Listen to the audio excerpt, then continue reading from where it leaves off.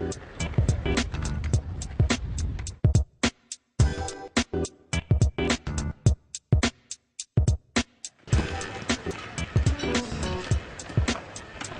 je voudrais un esquimau, s'il vous plaît. Voilà, alors deux euros, s'il vous plaît. Merci. Léo, Ouais. tu t'es jamais demandé pourquoi on te donnait quelque chose contre un simple morceau de papier ou de métal? Ben, c'est de l'argent. Oui, on est tous d'accord pour dire que l'argent vaut quelque chose.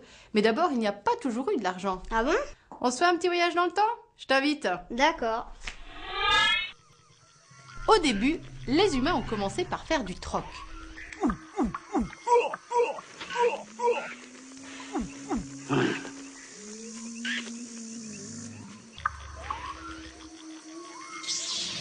Seulement, les sardines.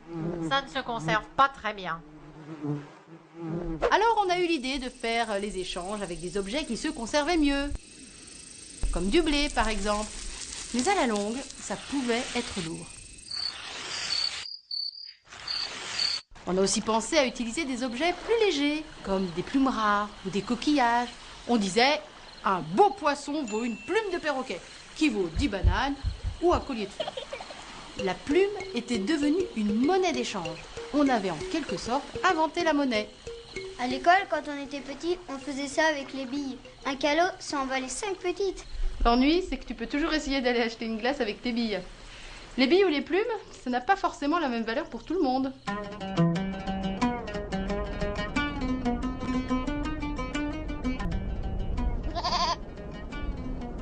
C'est alors qu'on a pensé aux métaux rares et précieux comme l'or et l'argent. Mais il fallait trouver une idée pour ne pas avoir tout le temps besoin d'une balance. Bien du temps avait passé et les hommes avaient maintenant des villes et des États. Ces États ou ces villes se sont mis à fabriquer des pièces en or ou en argent en garantissant le poids de chaque pièce. La monnaie était vraiment née.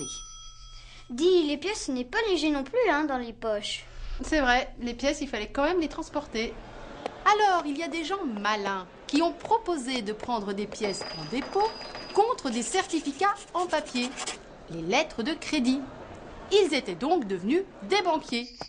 On pouvait facilement transporter leurs lettres de crédit ou les échanger comme de la monnaie, et on pouvait se les faire rembourser en véritables pièces d'or.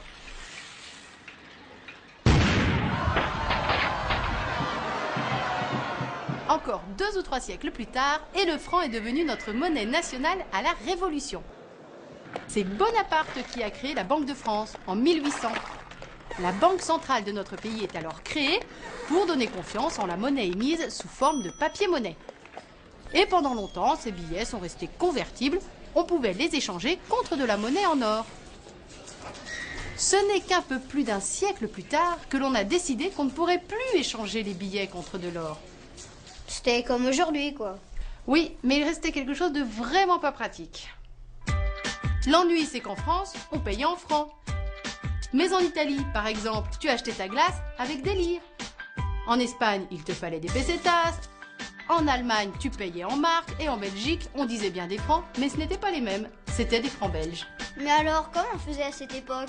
Cette époque, c'était il n'y a pas si longtemps que ça, tu sais. Chaque pays avait sa monnaie.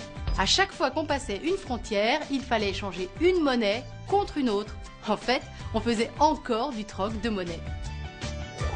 C'est alors que de nombreux États européens ont décidé de travailler ensemble pour avoir une monnaie unique. L'euro est né le 1er janvier 1999. Et en 2002, on y est pleinement arrivé. Nous avions tous les mêmes billets en euros.